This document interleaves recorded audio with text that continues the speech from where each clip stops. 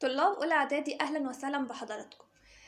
النهاردة هتاخدوا بقى أهم الأسئلة والمراجعة النهائية للمنهج كله للدراسات الاجتماعية. تعالوا بينا نشوف الأسئلة المتوقعة اللي ممكن تجيلك في امتحان الترم الأول. جيلك قارة أفريقيا تمتد بين دائرتي عرض، هتقوله 37 شمالا ل34 و30 جنوبا. بيقولك عدد دوائر العرض كام في أفريقيا؟ هتقوله 72 دائرة. عدد دوائر العرض الرئيسية اللي موجودة في أفريقيا كام؟ 3 دوائر اللي هما دائرة الاستواء ومدار السرطان ومدار الجدي. ايه هي المضيق اللي بيقترب من قارة أفريقيا أو بيفصل أفريقيا عن أوروبا؟ هتقوله مضيق جبل طارق. طب والبحر اللي بيفصل أفريقيا عن أوروبا؟ هتقوله البحر المتوسط. طب ايه الأهمية الحضارية لشبه جزيرة سيناء؟ هتقوله انتقال الحضارات والثقافات لآسيا، من آسيا لأفريقيا كالحضارة الإسلامية. طب الأهمية الاستراتيجية لشبه جزيرة سيناء؟ استراتيجي، احنا نفرق ما بين الاستراتيجي والحضاري. الاستراتيجي تعرضت مصر لحملات عسكرية من خلالها. أفريقيا بيمر فيها خط طول رئيسي اللي هو خط جرينتش. طب بيمتد من كام؟ خطوط الطول فيها كام؟ قال لي 51 شرقا ل 17 غربا. 51 شرقا ل 17 غربا. المضيق اللي تقترب عنده أفريقيا من آسيا؟ باب المندب، بيفصلنا ما بينها وما بين آسيا باب المندب. طب والبحر مين؟ الأحمر. المسطح المائي اللي بيحض أفريقيا من الشرق، هتعمل علامة الزائد عشان ما تتلخبطش، الشمال فوق الجنوب تحت الشرق جنب كده، هتقوله البحر الأحمر والمحيط الهندي. تعريف الحضارة هي الإنتاج الثقافي من عادات وتقاليد وفنون وعلوم وقيم، وإنتاج مادي زي القلاع والحصون والمباني والقصور. ده بيميز مجتمع عن غيره. محمد علي باشا اكتشف قارة أفريقيا ازاي؟ قال لي أرسل رحلات لاكتشاف منابع النيل. الكلام ده سنة 1839. سنة 1839. واكتشف منابع النيل، اكتشف النيل الأبيض ورسم خريطة وصلت حتى جنوب السودان. يبقى محمد علي اكتشف قارة أفريقيا والنيل الأبيض ورسم خريطة حتى جنوب السودان. الخديوي إسماعيل عمل ايه برضو عشان يكتشف منابع النيل؟ قال لي اهتم بمنابع النيل ووصل حكمه إلى جنوب دائرة الاستواء. يبقى إسماعيل دائرة الاستواء، محمد علي جنوب السودان. يفصل الأطلنطي، المحيط الأطلنطي بين أفريقيا وأمريكا الشمالية. هضبة البحيرات الاستوائية بتنحدر من الجنوب للشمال، ده اللي خلاها المنبع الدائم لنهر النيل، عشان كمان الأمطار بتسقط فيها طوال العام. هضبة الحبشة منبع موسمي لأن الأمطار فيها تسقط موسم الصيف، فده بيخلي وصول الطمي لمصر. يجيلك سؤال برهن على تنوع مظاهر السطح بقارة أفريقيا، تقوله فيها الصحراء الكبرى وجبل العوينات وواحد سيوة وواحد الجوف ومنخفض القطار. نتائج امتداد الأخدود الإفريقي العظيم في الشرق، بيمتد في شرق أفريقيا. هتقوله يعد البحر الأحمر وخليج عدن وخليج العقبة جزء منه، فهو انكسارات طويلة. أعلى قمة جبلية في أفريقيا جبل طوبقاء قمة. الجبال الالتوائية زي مين؟ هتقوله جبل أطلس في شمال غرب أفريقيا. جبال أطلس في شمال غرب أفريقيا، وجبل الكاب في جنوب أفريقيا.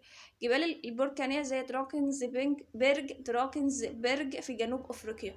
جبال الانكسارية زي البحر الأحمر في شرق أفريقيا. نركز على الاتجاهات برضو. اسمه يجيلك مصطلح اسمه على اسم دولة تقع في شرق قارة أفريقيا ويتكون بفعل البراكين، هو كينيا. جبل كينيا. كليمنجارو، ليه الجليد فيه بيتكون بشدة؟ بسبب شدة ارتفاعه، لأنه أعلى جبال في أفريقيا. أنهار أفريقيا اللي بيكونها مين؟ السهول الفيضية. فيضية اللي بيكونها الأنهار. يجيلك بص السهول الفيضية هعمل فيها الاتجاهات، هتعملي علامة الزائد اللي احنا خدناها في أول درس. تمتد السهول الفيضية لما يقولك في الشمال، الشمال فوق عندي الأفريقيا، مين اللي بيحضه؟ البحر المتوسط. الشرق هو على جنب البحر الأحمر والمحيط الهندي. الغرب هتبقى المحيط الأطلنطي. جزر دولة عربية إفريقية. اللي الجزر الموجودة في الدولة جزر عربية إفريقية هتبقى جزر القمر. ايه هو الاقتصاد الأزرق؟ أزرق يبقى استثمار موارد مائية، وتحقيق تنمية مستدامة، والقضاء على الفقر. ما يقولك ايه الاقتصاد الأخضر؟ هو اقتصاد صديق للبيئة، وبرضه بيحقق نمو اقتصادي مستدام. المحيط الهندي بيحض، شوف جايبينها ازاي بقى، بيحض افريقيا من جهة فين؟ تقول له الشرق، ومتسع في تنزانيا، وبيضيق في كينيا. والأهمية الاقتصادية ليه، أهميته بيستخدم في الزراعة. محيط الأطلنطي طبعا هو بيحض أفريقيا من جهة الغرب، ومتسع، السهول بتاعته متسعة. طب السهول دي بتتسع فين وفين؟ ألف تنزانيا والمحيط الأطلنطي، وبتضيق فين؟ في جبل كينيا وبعض سواحل البحر المغرب العربي والبحر الأحمر. جيلك مصطلح، ركزوا معايا، المساحة التي يجري بها نهر النيل وروافده. مساحة يبقى حوض نهر النيل. نهر دولي يمر ب11 دولة إفريقية هو نهر النيل. تجمع يضم دول حوض نهر النيل، تم إنشاء 1983 هو الأندوجو. جهود مصر لتحقيق التنمية المستدامة المائية لحوض النيل، عملت ايه؟ أنشأت سد أويين بأوغندا، وجبل الأولياء، خزان جبل الأولياء بالسودان، وخزان سونار على النيل الأزرق، ودفعت التكاليف بتاعته يعني. قلد المصريون في تحنيط موتاهم، هم ملوك الكونغو. بنوا الأهرامات، كان عصر قوي الأسرات من 3 ل6، من 7 ل10 ده توقفوا البنى، وكان عصر ضعف وانقسام. الأسرة 11 ديت عدل البلاد وحدتها، وكونت العصور الوسطى. بيبي التاني هو آخر ملوك الدولة القديمة. يعني ايه نصوص الأهرام؟ اهي مجموعة نصوص دينية تنقش بالخط الهيروغليفي على جدران داخلية للأهرام. حضارة أكسوم، الأنشطة الاقتصادية. حضارة أكسوم كانت مركز تجاري قوي، اهتم السكان بالزراعة وتربية الحيوان. الدولة القديمة بيطلق عليها بناء الأهرامات بسبب أنهم بنوا المقابر بتاعتهم على شكل الأهرامات. العلاقة بين فينيقيا والأسرة الرابعة. الأسرة الرابعة تم إنشائها على مؤسسها الملك سنفرو، أرسل سنفرو مؤسس الأسرة الرابعة، اسطول بحري مكون من 40 سفينة إلى فينيقيا لجلب خشب الأرز. ما يقولك برضو الملك سنفرو بيطلق عليه الملك المحسن المحبوب. الدولة القديمة سقطت بسبب زيادة نفوذ الإله رع. خوفو برضو عمل علاقات مع فينيقيا. تم إنشاء قلعة قمنة وسمنة عند الجندل الثاني هو سنوسرت الثالث. سد اللاهون اللي أنشأه ابن محات الثالث. برضو ممكن يجيلك السؤال من ناحية تانية. سد أقيم عند مدخل بحيرة موريس لتخزين الفيضان. بحيرة موريس يبقى ابن محات الثالث. آخر ملوك الأسرة ال12، واستكملت بناء هرم والدها في هوارة هي سوبك نفرو، الملكة سوبك نفرو. علاقات تجارية في مصر في عصر الدولة الوسطى وحضارة كوش بأفريقيا. عملوا ازاي؟ يعني العلاقات كانت عاملة ازاي؟ ده اللي هتقوله تبادل الحلي والمجوهرات والعطور والمعادن والعاج والتوابل والزيتون مع كوش. كنا بنتبادل معاهم الحلي والمجوهرات والعطور والمعادن والعاج مع كوش. الأسرة ال17 هي عصر انتفاضة، لأننا طردنا الهكسوس، نجحنا في طرد الهكسوس من مصر. أشهر ملوك الدولة الحديثة أمر بنحت معبدين له، لا واحد في أبو سمبل والآخر لزوجته نفرتاري، هو الملك رمسيس الثاني. تسمية عصر الدولة الحديثة بالمجد الحربي. مجد حربي لأنه استطاع ملوكه تكوين إمبراطورية امتدت بين آسيا وأفريقيا، امتدت من نهر الفرات في الشمال الشرقي حتى الجندل الرابع في الجنوب. أحمس وتوت عنخ آمون بيتشابهوا في إيه؟ اللي هما تشابهوا منهم أصلحوا المعابد. دلل. اختلفت العلاقات المصرية الإفريقية في العصر المتأخر في الدولة الحديثة. إزاي؟ طبعا العصر المتأخر ده يعني عصر ضعف وصراعات وحروب. فالأسرة 21 فقدت سيطرتها على بعض المناطق في أفريقيا. الأسرة 24 كان في صراع ما بين المصريين والكوشيين، انتهى بسيطرة ملك كوش على معظم أراضي مصر، وهم اللي كونوا الأسرة 25. الأسرة 26 نجح ملوكها في استعادة استقلال مصر ومد نفوذها لأفريقيا. أعظم ملوك مصر في مجال الحرب والإدارة، لما يجيلك مصطلح أعظم ملوك مصر في مجال الحرب والإدارة وقاد 16 حملة عسكرية بآسيا وبنى أسطول بحري، تحتمس الثالث. أمال الأول عمل إيه؟ ها؟ الأول عمل إيه؟ هتقوله اتجه نحو الجنوب وضم نبتة ضمن أراضي مصر. يبقى نبتة يبقى تحتمس الأول. 16 حملة عسكرية ونجح في الحرب والإدارة، ده تحتمس الثالث. بداية تاريخ جديد لمصر هو الملك أحمس الأول. وعاشت البلاد في استقرار في عهده. أعاد طيبة عاصمة للبلاد، هو اللي أعاد طيبة عاصمة، توت عنخ آمون. المؤسس الحقيقي للأسرة العشرين هو رمسيس الثالث. يبقى رمسيس الثالث مؤسس الأسرة العشرين. أمال التاني عمل إيه؟ بنى معبدين، واحد ليه بنى معبدين في أبو سمبل، واحد ليه والتاني لزوجته نفرتاري. طبعا مننساش برضو إن رمسيس الثالث اللي بنى معبدين عقد أول معاهدة سلام في التاريخ وانتصر على ملوك قادش في معركة قادش. أما تحتمس الثالث انتصر في معركة مجدو اللي هو قاد 17 حملة عسكرية، 16 حملة عسكرية. يبقى من ال 16 على مجدو تحتمس الثالث. وحتشبسوت طبعا اهتمت بالأعمال السياسية والاقتصادية والثقافية. أمال مين المهندس إنيني ده؟ ده اللي اختاره تحتمس الأول عشان يعملوا المقبرة بتاعته في وادي الملوك عشان يندفن فيها. المهندس إنيني اختاره تحتمس الأول. وتحتمس الأول ده مؤسس ايه؟ لا مش مؤسس، اتجه للجنوب وضم نبتة لحدود مصر. من أشهر نظام الغابات المدارية المطيرة. إيه الأشهر؟ نظام الغابات المدارية المطيرة تقولوا المهوجني المطاط، الكاكاو ده بيجيلك أكمئ، ممكن برضو الموز والمانجا والأبانوس. طيب دي من أشجاره اللي أنا قلته ده. طب مين الحيوانات فيه؟ النمور والقردة. طب مين الحشرات؟ النمل الأبيض. طبعا بيختفي منه الحيوانات آكلة العشب لأنه بسبب أشجارها الكثيفة، ودي بتبقى حيوانات ضخمة بتاع صعوبة الحركة فيه. يجيلك سؤال: بما تفسر انخفاض الضغط الجوي في الغابات المدارية المطيرة؟ بسبب صعود الهواء لأعلى وسكون الرياح. صعود الهواء لأعلى وسكون الرياح. موقع الفلك للغابات المدارية المطيرة تمتد من 10 شمالا دائرة عرض و10 جنوبا. الموقع الجغرافي في شمال حوض الكونغو وشرق مدغشقر وساحل غينيا. انخفاض المدى الحراري السنوي للغابات المدارية المطيرة، نتائج ذلك ايه؟ ارتفاع الحرارة طوال العام. انخفاض المدى الحراري ساعد في ارتفاع الحرارة طوال العام. ايه الخصائص النباتية الغابات المدارية المطيرة؟ انا لسه قايله غابات الخصائص النباتية اشجارها كثيفة ومتشابكة، وهتقول الامثلة اللي انا قلتها: المهوجني، الابانوس، المطاط، المانجو، كاكاو، الموز. خصائص المناخية عاملة ازاي؟ ارتفاع، لسه قايلين اهو، المدى الحراري، ارتفاع الحرارة وانخفاض ضغط الجوي. من النظم البيئية الأرضية، أرضية للبرية، غابات، حشائش، الصحاري. الحيوانات اللي بتعيش في الغابات البحر المتوسط هي الأغنام والماعز، وبتعتبر مناطق استجمام للسياح ومناطق للصيد. الأشجار بتاعتها الأرز والصنوبر. البحر المتوسط غير أشجار الغابات المدارية المطيرة مهوجني، أبانوس، مطاط.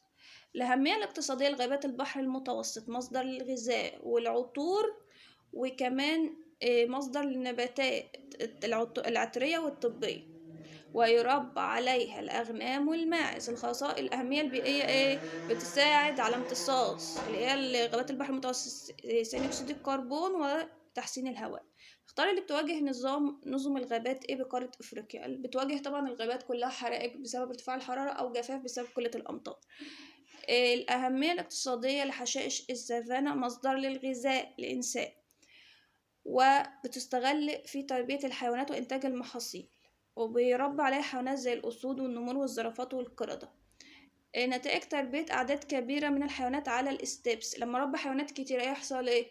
التربة هتتدمر، تدهور التربة وتعرض الحيوانات ديت بعضها للانقراض. الاستبس بتعتبر مراعي طبيعية لتربية الحيوانات وانتشر بها حرفة الصيد. يبقى مين اللي يعتبر مراعي طبيعية لتربية الحيوانات؟ هي حشائش الاستبس. الصحاري الحارة مصدر لتوليد الطاقة الشمسية المتجددة. طب أهميتها الاقتصادية لسه قايلة اهو، مصدر لتوليد الطاقة الشمسية المتجددة، ومصدر للمعادن، ومناظر طبيعية خلابة، وكمان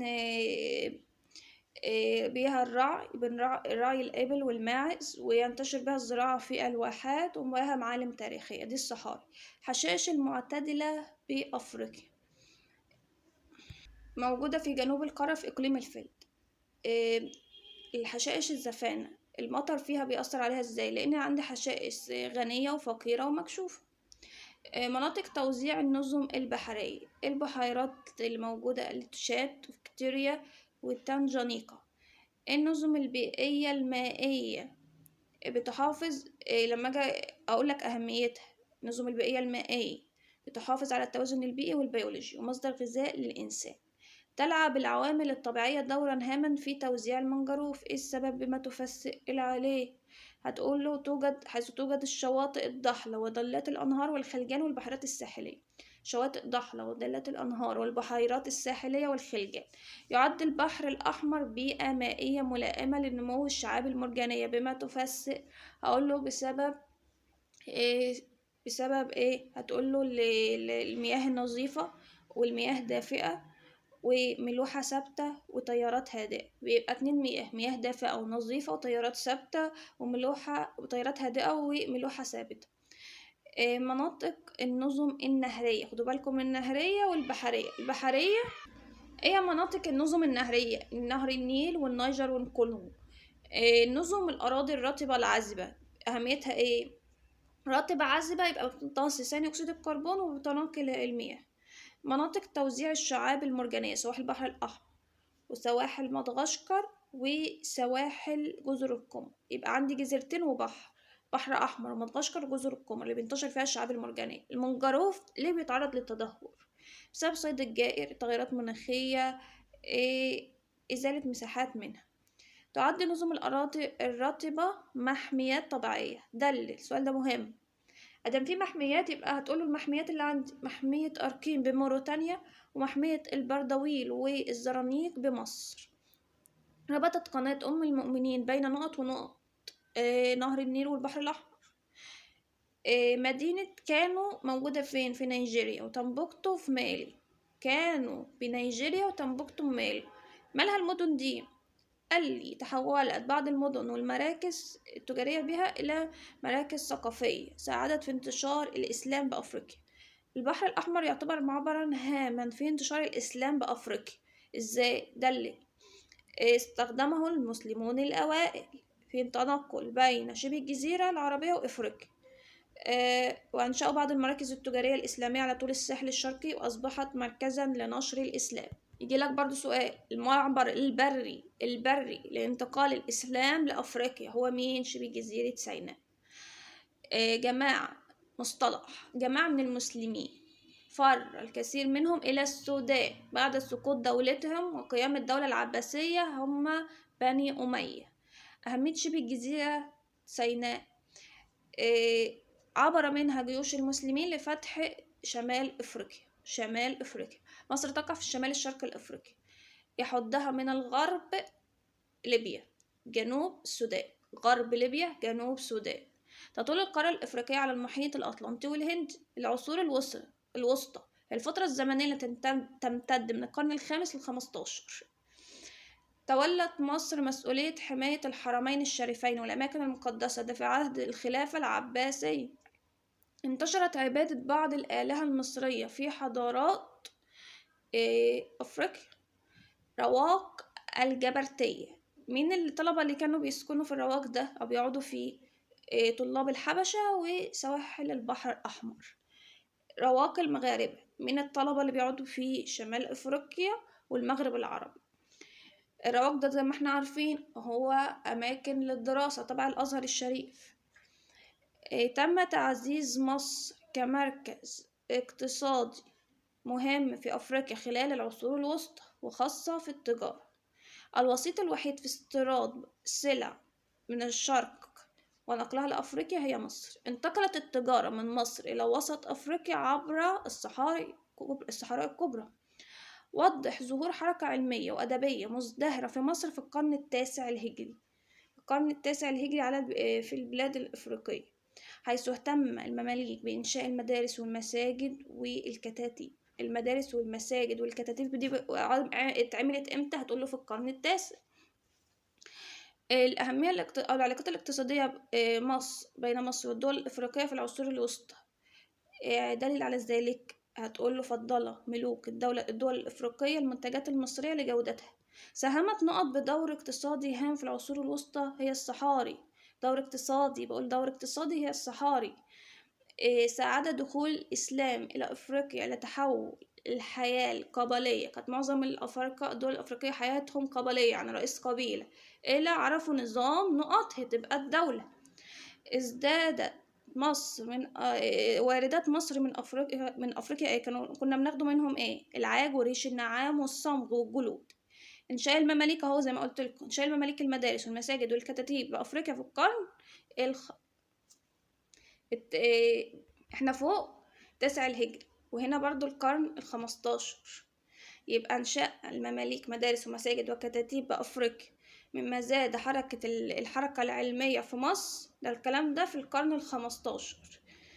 توجد أواني فخارية وزجاجية وعملات تاريخية مصرية في ساحل أفريقيا الغربي. أواني فخارية وزجاجية عملات تاريخية، ده في ساحل أفريقيا الغربي. تم تعيين مطران مصري من قبل البطريرك الإسكندرية، ده هيبقى مسؤول عن الكنيسة في الحبشة. وبكده تكون مراجعتنا خلصت. بالتوفيق يا طلاب أولى إعدادي.